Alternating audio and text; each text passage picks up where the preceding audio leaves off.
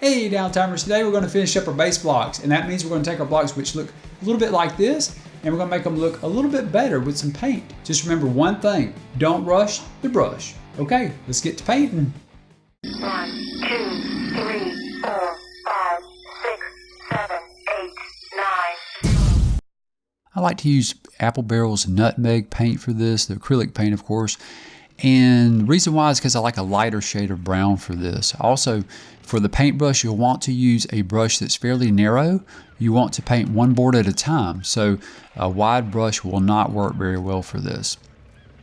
So what I like to do is put the acrylic paint in the palette, and then I put water on the right side to make it very thin on the right side, and I keep it's a little bit thicker as you go to the left. So it's just the way I like to do this. Obviously you can do it however you like, but I like for the paint to be pretty thin for this because I really want the wood burn texture and the grain of the wood to really show through.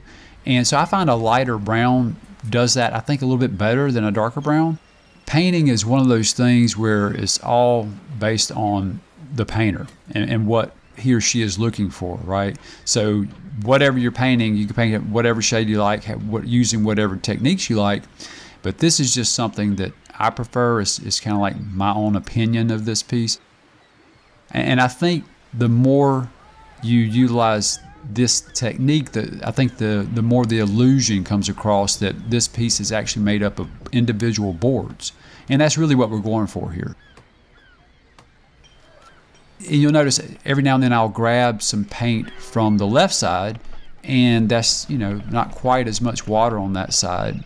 With a drier brush, it's going to make obviously a darker color board. So you notice I like to rotate these. So the first couple I'll put down with a lot of water, and I'm not even using a napkin or towel or anything on this. I'm taking water right out of the cup and throwing it right into the paint, or even just right onto the wood. So some of these boards are going to be fairly light colored. It's going to look like some of them might not even be painted.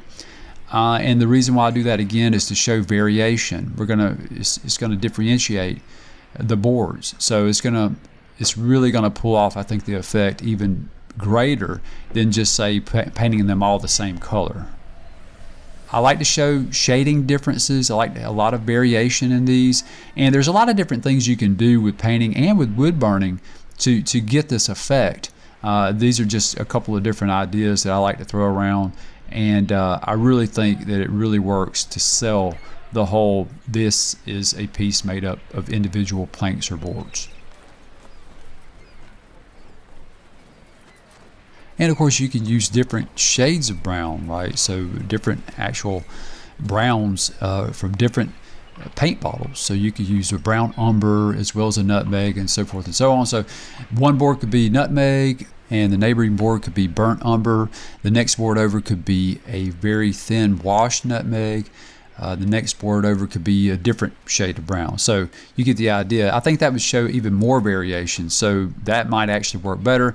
I'm kind of a lazy painter, so I usually only use just one type of brown or one type of paint and have different shades based off the thinness of the paint, right? So I'll put a lot of water in some of it, and I'll have no water at all in some others. So it'll be very dry, so it'll be very dark in some areas, and in other areas of the piece I'll have a very thin wash. So I'll just do that a lot of times because I really just want to go through the painting pretty quickly, and I don't want to spend a whole lot of time painting, and I don't want to break out 5 or 6 different paint bottles and all that. You could do a whole lot more with this, obviously, with painting than what I do, but I do like to think that this actually pulls off the illusion that it's made up of individual boards pretty well.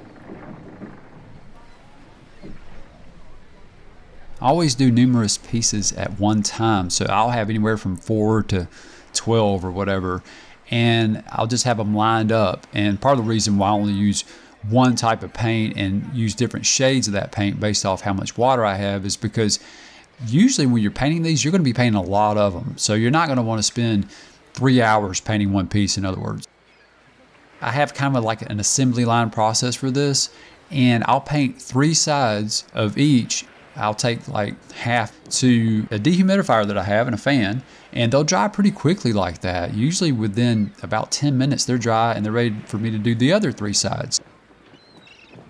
I'll do one main side, a shorter side, and a bottom cut side, and then I'll set it up in front of the fan or dehumidifier.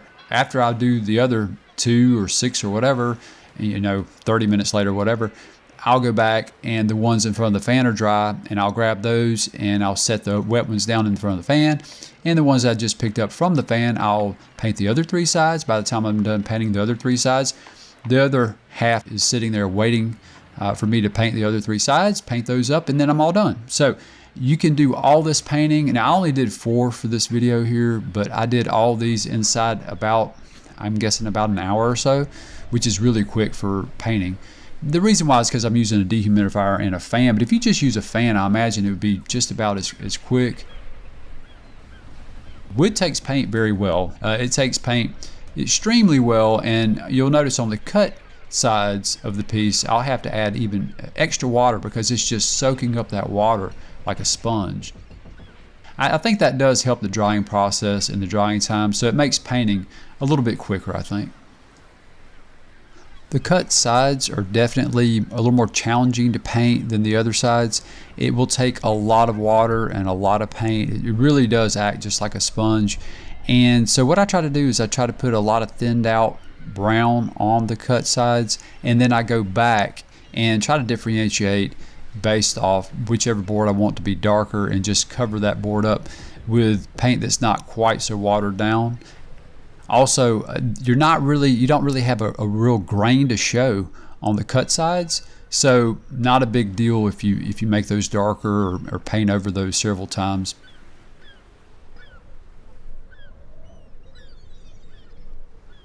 And one little brush stroke technique I like to share with you guys is I like to use my little finger on my painting hand to go along the side of the board or the side of the timber terrain piece, so that the brush stroke is a little bit more even and a little bit smoother.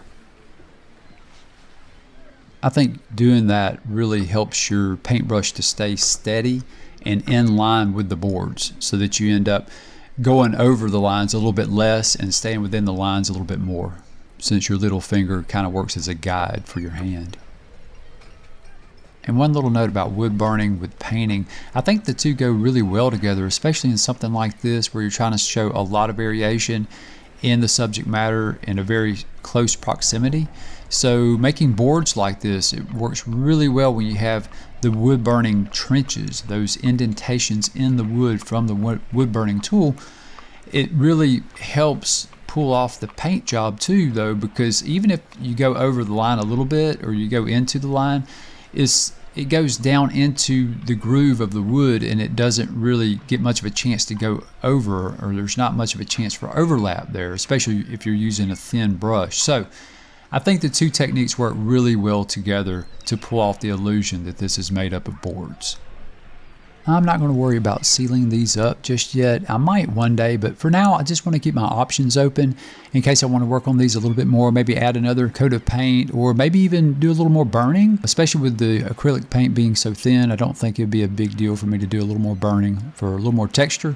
So for now we're going to go with no sealant at all. Yeah, so hopefully you guys ended up with something that looks a little bit like this. It's been a lot of fun making these. I hope you guys have enjoyed this. I hope you guys are enjoying the Timber Terrain series of videos. And I hope at least some of you guys have had a chance to start cutting some of these and making some of these of your own. If you have, please put a comment below and let me know how everything's going, if you guys are enjoying it or not. As always, please put comments anyway. Just let me know what you think about the Timber Terrain series, what you think about these videos. Please give us a like if you're enjoying them. If you haven't already, please subscribe, of course. And as always, guys, thanks for watching.